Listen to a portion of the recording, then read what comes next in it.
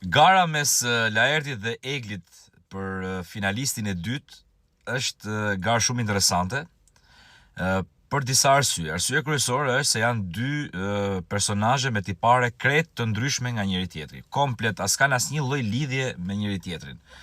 Një kjo, e dyta, pasi ata dhanë intervistat, le t'i quajmë kështu, përpara banorëve, mendoj se edhe banorët, por edhe publiku ka kristalizuar në mendjen e tij secilin nga dy banorët dhe arsyen pse mund të shkojnë finale dhe arsyen sepse kanë hyrë në Big Brother dhe se si e kanë jetuar këtë eksperiencë. Ndërsa ajo që unë mendoj se është kryesorja është se pse është nxehur kjo garë. Është nxehur sepse me shpalljen e finalistit të dytë, vendet për në finale paksohen. Pra kemi Rozanën që e ka zënë një vend finale dhe njëri nga këta të dy do zerë vendin tjetër. Pra do ngelen 2 ose 3 vende tjera. Dhe gara do ashpërsohet akoma dhe më tepër.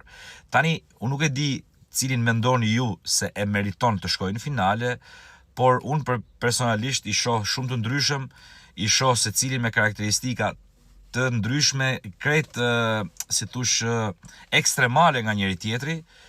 Laerti ka zgjedhur të bëj një lojë tjetër, le të themi, një lojë pak më të qetë, i çik më filozofike,